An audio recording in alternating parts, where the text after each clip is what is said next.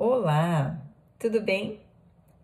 A gente já teve a oportunidade de conversar aqui sobre o contrato de trabalho, desde quando ele nasce até a sua extinção.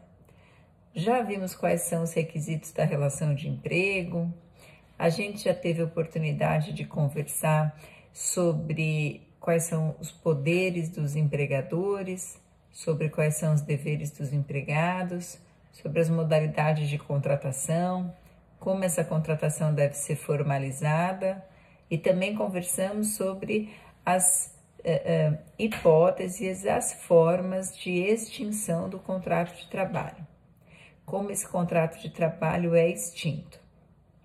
Mas existem algumas situações que impedem a extinção do contrato de trabalho em determinadas formas ou sem atendimento de determinados requisitos.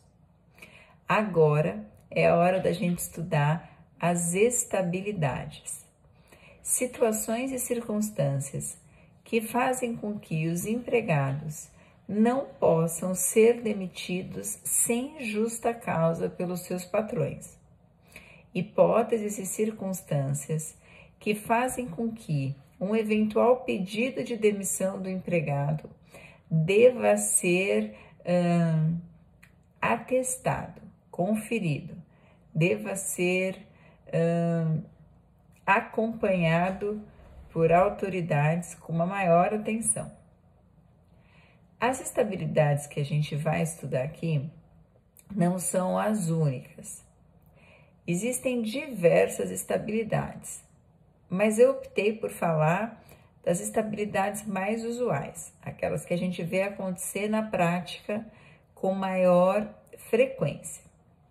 Ainda assim, se você procurar nos livros, especialmente nos cursos de Direito do Trabalho, esse assunto, você provavelmente vai encontrar uma série de outras estabilidades que eu não vou comentar aqui. É preciso, então, que você saiba que eu vou falar das principais. Todas as que eu vou tratar aqui são estabilidades provisórias. A gente chama assim mesmo, estabilidade provisória no emprego. São estabilidades que se fundamentam em circunstâncias, em fatos, em situações temporárias. Estabilidades que garantem ao empregado o seu emprego por um determinado período. Existe uma perspectiva de fim da estabilidade. Diferente da estabilidade definitiva, que atualmente não tem mais previsão, mas que alguns empregados, especialmente se foram contratados há muito tempo atrás e se seguem regimes anteriores, podem ter. Eu não vou falar da estabilidade definitiva, que era a nossa antiga estabilidade decenal. Pode ser que você encontre ela por aí. Mas as que eu vou tratar de agora em diante, é importante que você saiba que são estabilidades provisórias. São estabilidades que duram um determinado período e só. Antes da gente tratar uma a uma, é importante também a gente conhecer algumas situações, algumas complicações, algumas questões práticas que podem acontecer em relação a qualquer uma delas, e em relação às quais o TST já afirmou entendimento. Então, o que eu vou falar aqui agora serve para estabilidades provisórias em geral, especialmente para as que eu vou tratar de agora em diante. A primeira questão, o primeiro assunto que eu preciso dizer para vocês, está lá na súmula 396 do TST. 396 do TST. Essa súmula, entre outras coisas, nos ensina que um pedido de estabilidade, ele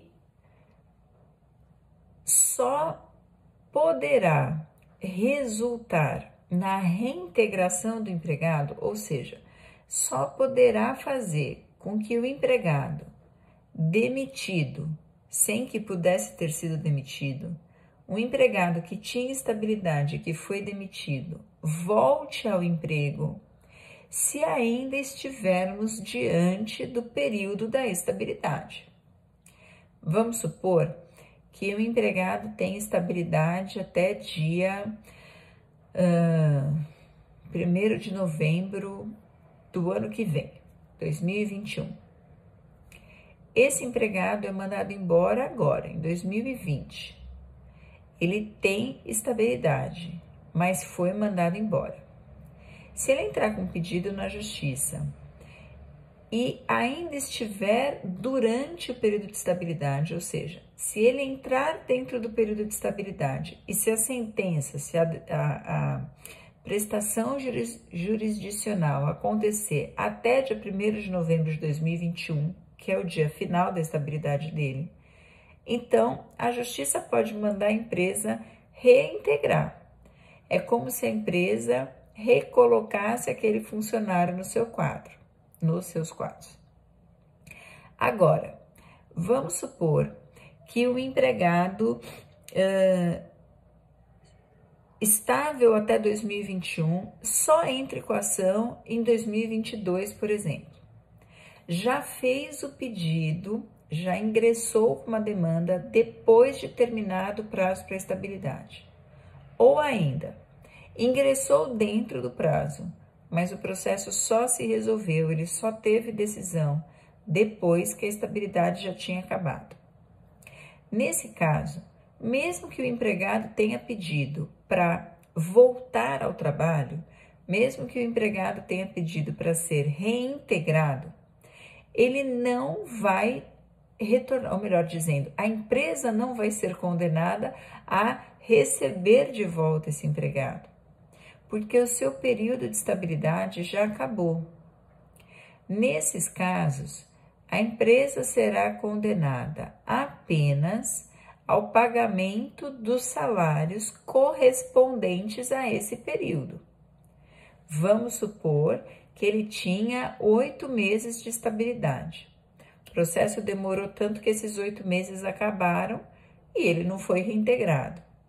Pois bem, se isso aconteceu, a empresa é obrigada, ou provavelmente será condenada, a pagar esses 8 meses de estabilidade, a pagar o salário que este empregado receberia durante 8 meses se ele estivesse trabalhando.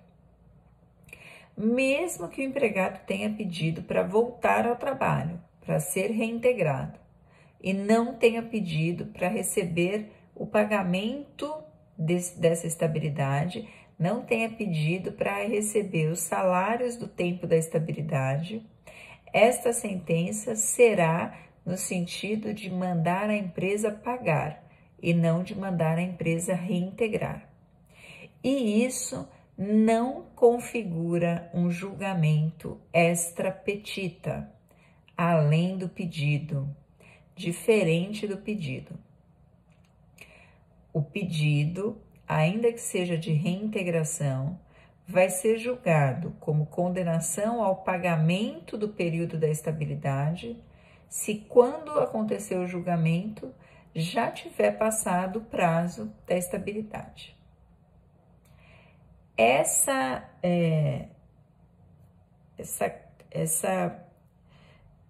Esse pagamento, essa condenação, essa verba que a empresa paga para o empregado, equivalente ao valor dos salários que ele receberia ao longo do período que ele tem de estabilidade, é uma verba de natureza indenizatória. Ele, no exemplo que eu dei, tinha 8 meses de estabilidade. Ele não voltou ao trabalho, mas como ele tinha estabilidade, ele vai receber esses 8 meses como se ele estivesse trabalhando. Como se ele estivesse trabalhando, mas ele não trabalhou. Se não houve trabalho, não dá para falar que foi remuneração pelo trabalho prestado. Não dá para falar que foi salário. Não dá para falar que a verba é remuneratória. Essa verba é indenizatória. Indenizatória se a justiça manda a empresa pagar o período da estabilidade sem que haja lastro do serviço prestado durante este tempo. Mas existem algumas situações, e aliás, antes disso, volta. Se é uma verba de natureza indenizatória, lembra, paga-se imposto de renda sobre indenização? Não tem pagamento de imposto de renda. Incide INSS sobre indenização? Também não. Ou seja, esses 8 meses de salário que o cara recebeu como pagamento pelo período, pela sua estabilidade, não vão constar lá no INSS do cara. Quando ele for se aposentar, esse período que ele recebeu como indenização não vai aparecer no cadastro dele no INSS. Então, a não ser que ele tenha pago de alguma outra forma, não vai contar como tempo para fins de aposentadoria. Deixa eu me arrumar aqui. Então, não existe incidência da contribuição previdenciária, significa dizer que quando essa pessoa for se aposentar ou quando ela olhar o cadastro dela no INSS, esse tempo pode estar em branco, muito embora ela tenha recebido a indenização correspondente ao salário desses meses. Mas acontece agora sim uma situação peculiar e que a gente precisa prestar atenção, que merece uma atenção mais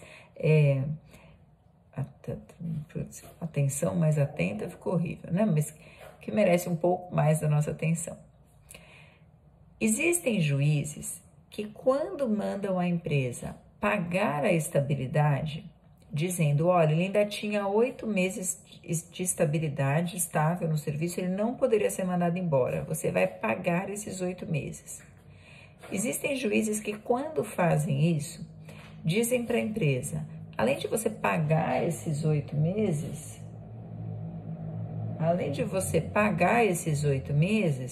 você vai anotar na carteira de trabalho desse empregado esses 8 meses.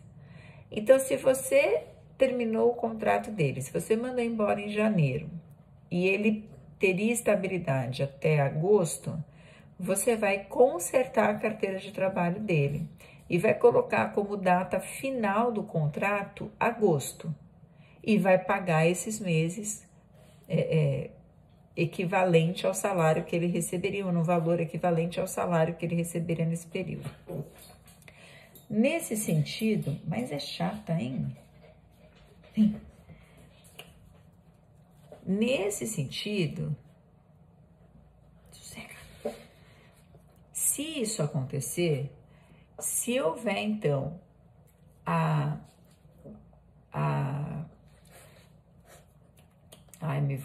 retificação da carteira de trabalho do empregado, colocando como data final do contrato a data do fim da estabilidade, parece, e entende a doutrina, que o mais adequado é reconhecer que este pagamento desses meses, no exemplo, não dá para você ficar aqui, vai embora,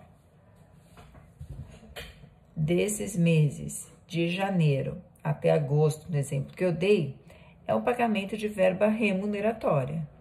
Porque ainda que esse empregado não tenha trabalhado efetivamente, a existência do vínculo foi uma das consequências da condenação. Então, se na carteira de trabalho dele está dizendo que ele trabalhou, entre aspas, até agosto, no INSS dele tem que constar que ele trabalhou até agosto. A empresa precisa pagar o INSS dele. Se para fins de declaração fiscal vai estar constando que esse empregado trabalhou até agosto, ele precisa pagar imposto de renda daquilo que ele recebeu pelo trabalho até agosto.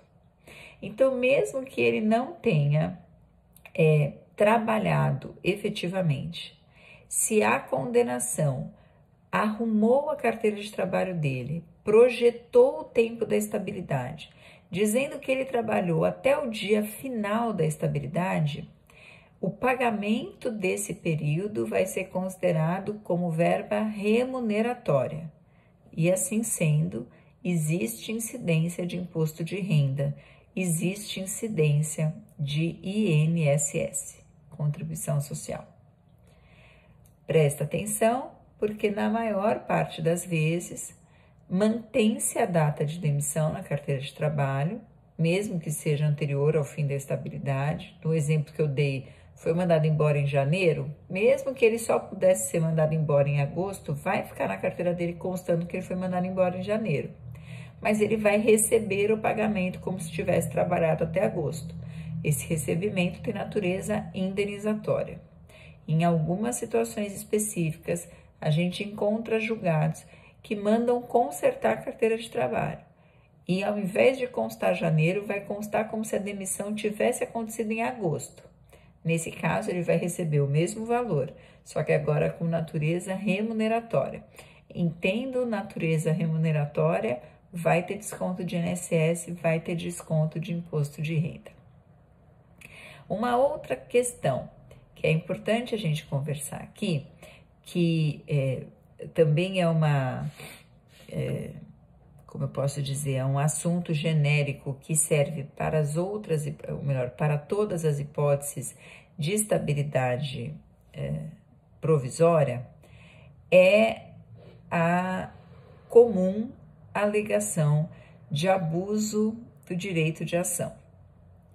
Aqui também é importante a gente relembrar algumas questões básicas de direito. Existe, para quase todo direito, existe um limite. Enquanto você exerce o seu direito dentro deste limite, há exercício regular do direito. A partir do momento que você extrapola o limite do seu direito, você está abusando do direito. Todo abuso de direito corresponde a uma ilicitude, que pode ter consequências prejudiciais para aquele que tinha o direito e que dele abusou. Você tem o direito de se manifestar, desde que você respeite alguns limites. Se você se manifesta de forma abusiva, você extrapola o direito que você tem de se manifestar, e aí o que era um direito acaba virando um ato ilícito. O que seria o exercício de um direito acaba virando um ato ilícito. Algumas empresas percebem uma alegada maracutaia de alguns empregados. Algumas empresas apresentam defesas de empregados que foram mandados embora e que eram estáveis, dizendo o seguinte: olha, esse cara tinha estabilidade mesmo, mas, senhor juiz, a estabilidade dele acabou no dia 1º de janeiro de 2020. E só agora, no dia 5 de novembro de 2020, é que o cara entrou com uma ação. Ou seja, ele esperou propositadamente acabar o período da estabilidade dele para entrar com uma ação e ganhar o salário desse período sem nem correr o risco de ter que trabalhar para ganhar esse salário. Olha que safadinho. Ele sabe que se ele entrar dentro do prazo e que se a decisão for rápida, se tiver, por exemplo, uma tutela antecipada, ele vai voltar para o trabalho. Aí ele vai trabalhar e receber o salário dele. Agora, para não correr esse risco, ele de propósito fica esperando o tempo da estabilidade passar. E uma vez que esse tempo acaba, ele entra com a ação. Algumas empresas, inclusive, falam assim: sabe, excelência, tanto ele fez isso de propósito que ele já está trabalhando numa outra empresa há muito tempo. Enquanto ele era meu estável, e que está aqui dizendo que ele tinha que trabalhar para mim, ele já estava trabalhando para outra empresa. Ou seja, ele não queria sequer correr o risco de ser reintegrado. Ele nunca teve intenção de retornar ao trabalho. E o direito de um empregado estável é não ser demitido, é continuar trabalhando. A indenização, ou seja, o pagamento do período, ela é substitutiva, ela é subsidiária a esse pedido principal, que é o de voltar para o trabalho. Voltar ao trabalho, manter-se no trabalho, é a consequência de um pedido de estabilidade. Só se não puder é que você vai receber o dinheiro ao invés de ter o seu trabalho de volta. A preferência do trabalho. Esse malandro esperou o tempo acabar para ele não ter a possibilidade de voltar ao trabalho. Justamente porque ele não quer trabalhar. Ele não quer exercer a estabilidade dele. Ele só quer o dinheiro. Ele está abusando do direito de ação. Ele pode até me processar para pedir a estabilidade dele, mas ele está abusando desse direito. Ele está agindo de má fé. Ele quer receber algo que, a princípio, não é o que a lei protege. Pois bem, essa tese, essa linha é super convincente. E existem casos em que a gente percebe mesmo que o empregado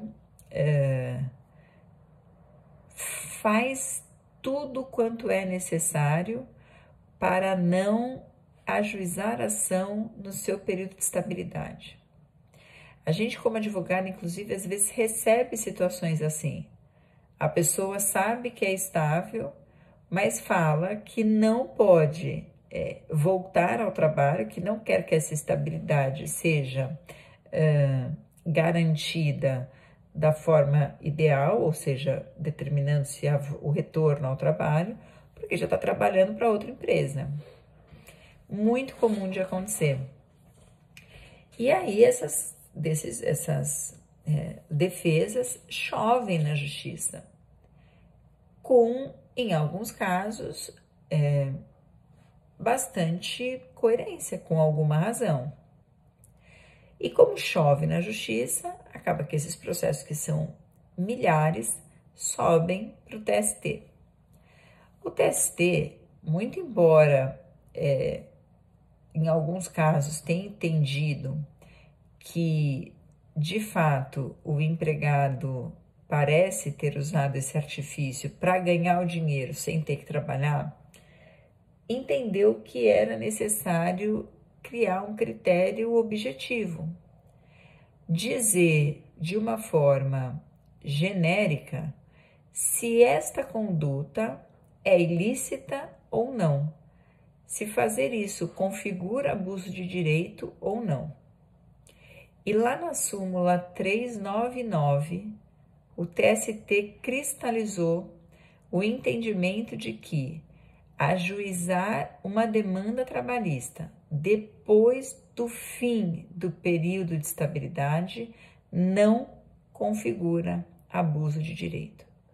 Ou seja, não há problema nenhum no empregado processar a empresa só depois que a estabilidade dele acabou, ainda que ele faça isso só para receber o dinheiro da estabilidade sem ter que voltar para o trabalho, para ganhar o salário dele tranquilão, sem ter que trabalhar para isso. Alguns professores, alguns juízes, alguns doutrinadores criticam essa súmula, dizendo que o tribunal não precisava criar um critério único para todo mundo. Podia deixar espaço para que os juízes verificassem no caso concreto se existiu abuso ou não. Mas, de uma certa forma, errada ou acertada em relação ao mérito, à decisão, e ainda que possa parecer errado que exista uma indicação de resultado único para qualquer tipo de situação, esta súmula, este tipo de conduta do TST dá para os empregados, especialmente para os empregadores, segurança jurídica. eu consigo te dizer o que acontece nesse caso com alguma certeza, independente de onde você mora. Se um dia você pegar um processo desse, se um dia você trabalhar numa empresa e passar por uma situação dessa, se um dia um conhecido seu perguntar disso para você, provavelmente você vai poder responder com alguma segurança o que acontece nesses casos. E isso graças a essa uniformização, essa capacidade que os tribunais superiores têm de decidir de uma forma determinadas teses e essa forma ser aplicada em todo o território nacional, em todas as instâncias. Então, ainda que não tenha sido o ideal, embora muita gente critique, outras pessoas entendem que parece adequada a decisão sob esse aspecto de segurança jurídica e de pacificação, uniformização jurisprudencial. Lembra, súmula 369 e súmula 399, ambas do TST, são súmulas que a gente aplica para todos os tipos de estabilidade. E essas súmulas dizem respeito principalmente a questões processuais. O que é que acontece se um empregado estável é demitido e entra com uma ação na justiça? Agora a gente precisa saber quem são os estáveis, quais são as circunstâncias que podem fazer nascer um processo dessa natureza. E é por isso que eu vou te esperar no próximo vídeo, em que a gente vai falar sobre as estabilidades especificamente. Cada vídeo, uma estabilidade. Te vejo lá. Até daqui a pouquinho. Beijo, tchau.